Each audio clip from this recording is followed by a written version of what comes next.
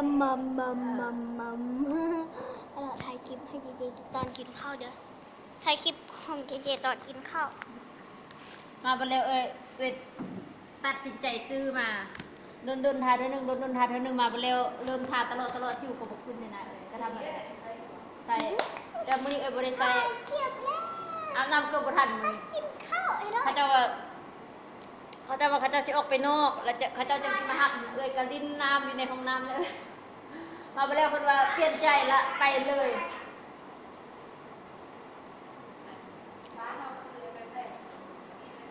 ได้เนี่ยโดยเจยังไง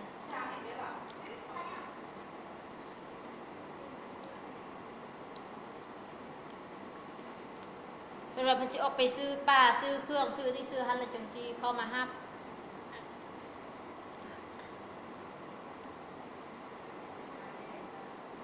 ไปมากระทำหัน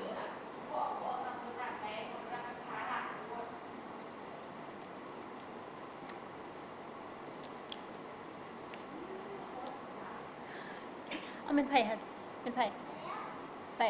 จีว่ะโอ้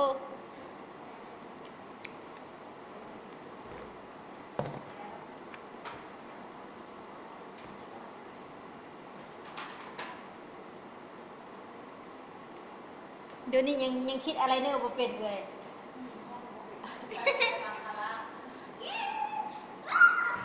มาคาราซื้อมาเป็นปียังบ่หมดก็เลยทิ่มสายยางมันหมดคุณ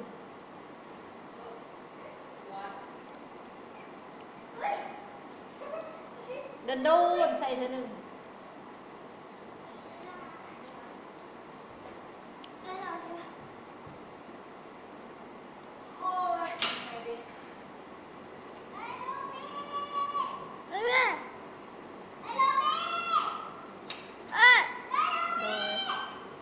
แย่แล้ว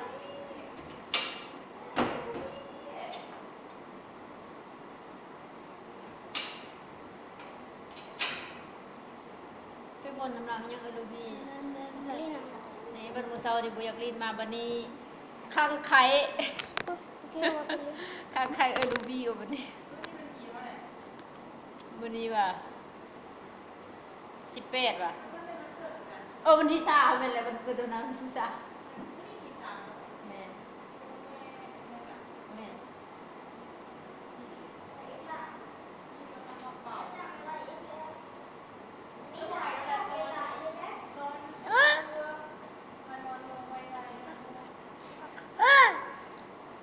โดย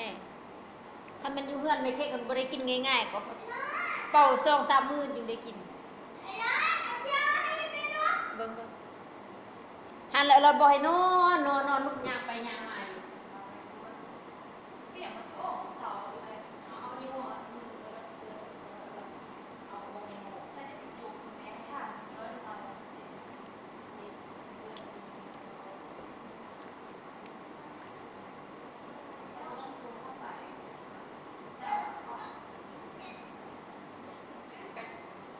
ค่ะอยู่ห้องน้ำหยิบไป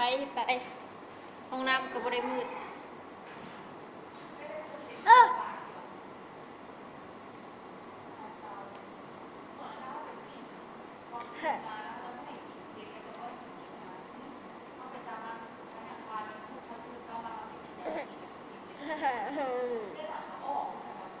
ยังไง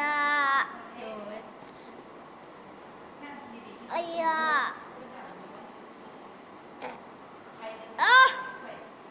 เราสาธุอย่าให้เป็ดเอ้ยแต่ตั้งแต่เกิดมาเรือดังบ่เคยออกเลยขนาดข้าเจ้าเ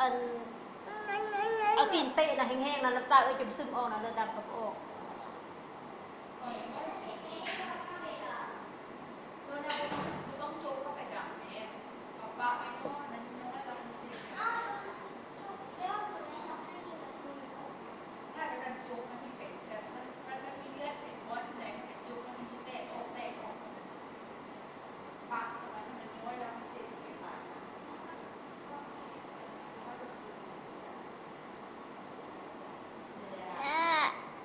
โดยไม่ยัง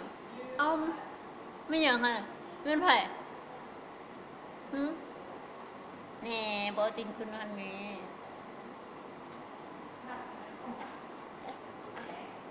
นั่งดี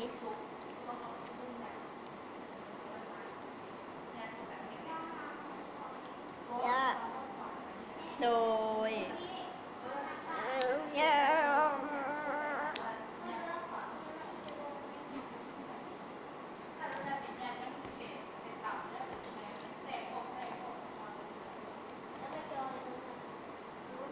ฟันฟันอีกปันอะไรอีกสิจอย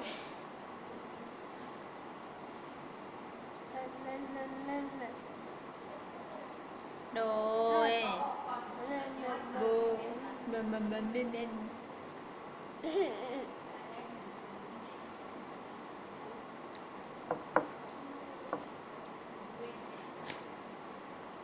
มันว่าเขาปาก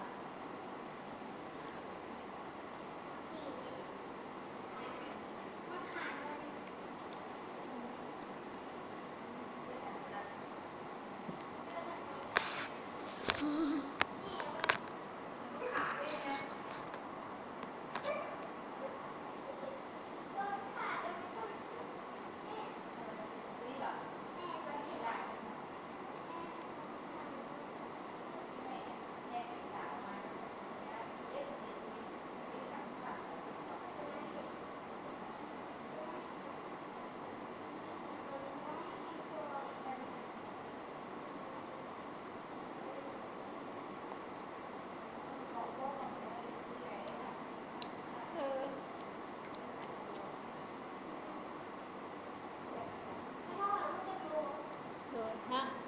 โดนัทได้32 โลแต่บ่ฮู้ตอนนี้ได้จักโลอันนั้นติดแต่โดนแหละ2-3 เดือนหลัง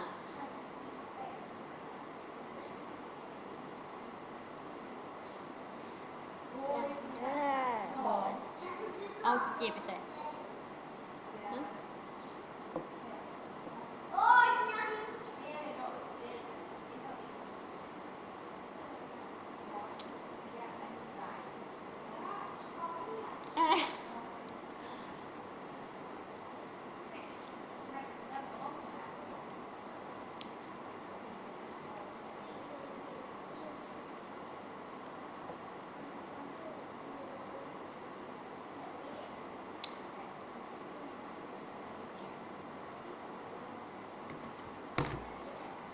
เจน่ะกินนมหมดบางนึงเนาะเมื่อกี้นี่แล้วก็กินขนมอีกค่อยคิดว่าจะบ่กินข้าวแล้วได้ยังกินบักหลายๆ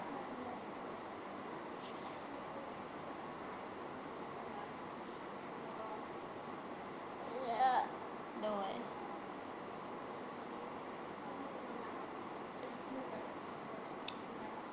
ปลาแซ่บ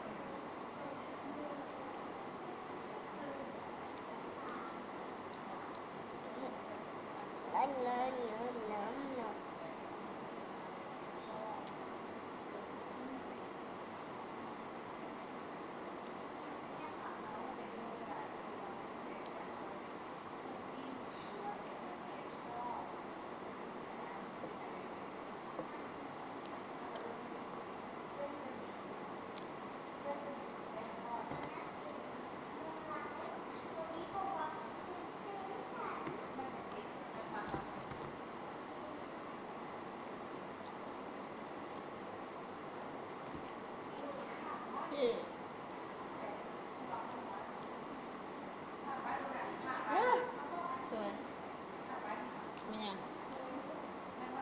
โอ้หมดโอ้ขอบใจเด้อบอกอร่อยเด้อมันจะบ่บอกมันกัดอร่อยได้นี่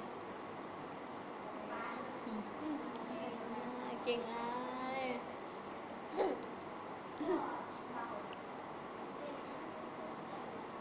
ยแมมไก่รอดเอาเบังไก่รอด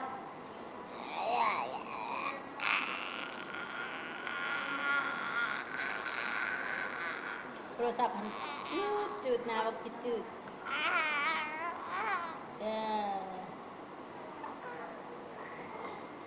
บายบายเท่านี้ก่อนเด้อบายบายไอ้จีกินข้าวก่อนเด้อเบิ่งแต่กองหลายบ่กินข้าวเราบ่ทายเด้อพอแล้วเด้อ